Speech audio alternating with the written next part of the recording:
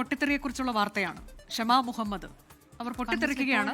പ്രതികരണങ്ങൾ വന്നുകൊണ്ടേയിരിക്കുകയാണ്. അതാണ് മുൻപും അവർ ആ തരത്തിലേക്ക് പ്രതിഷേധമൊക്കെ അറിയിച്ചതാണ്. ഇപ്പോൾ അവർ പറയുന്നത് സ്ഥാനാർത്ഥി നിർണയത്തിൽ വനിതാ പ്രാതിനിധ്യം കുറഞ്ഞു.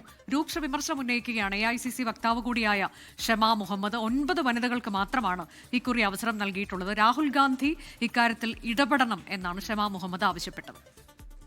PR അരവിന്ദാണ് ഡൽഹിയിൽ നിന്ന് വിവരങ്ങളുമായി ചേരുന്നത്. അരവിന്ദ്, പറയൂ, ഷമാ മുഹമ്മദ് ഇക്കാര്യം എങ്ങനെയാണ് നേതൃത്വത്തെ അറിയിക്കാൻ പോകുന്നത്? അവർ മുന്നോട്ട് വയ്ക്കുന്ന കാര്യങ്ങൾ എന്തൊക്കെയാണ്?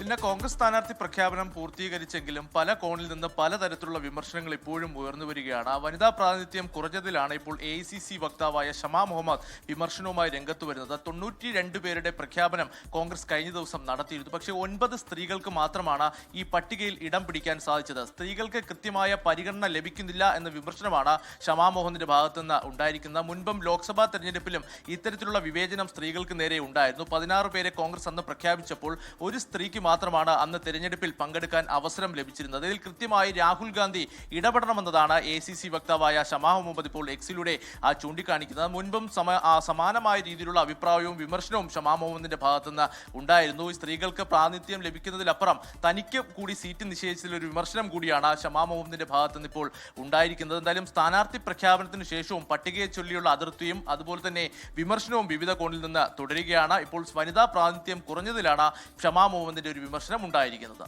ദിൽന, ലോകത്തെവിടെയായാലും ഏത് സമയത്തും 24 വാർത്തകളും ഓഗ്മെന്റഡ് റിയാലിറ്റി പാക്കേജുകളും എക്സ്പ്ലെയിനറുകളും വിശദമായി കാണാൻ ഞങ്ങളുടെ YouTube ചാനൽ നിങ്ങൾക്ക് സബ്സ്ക്രൈബ് ചെയ്യാം.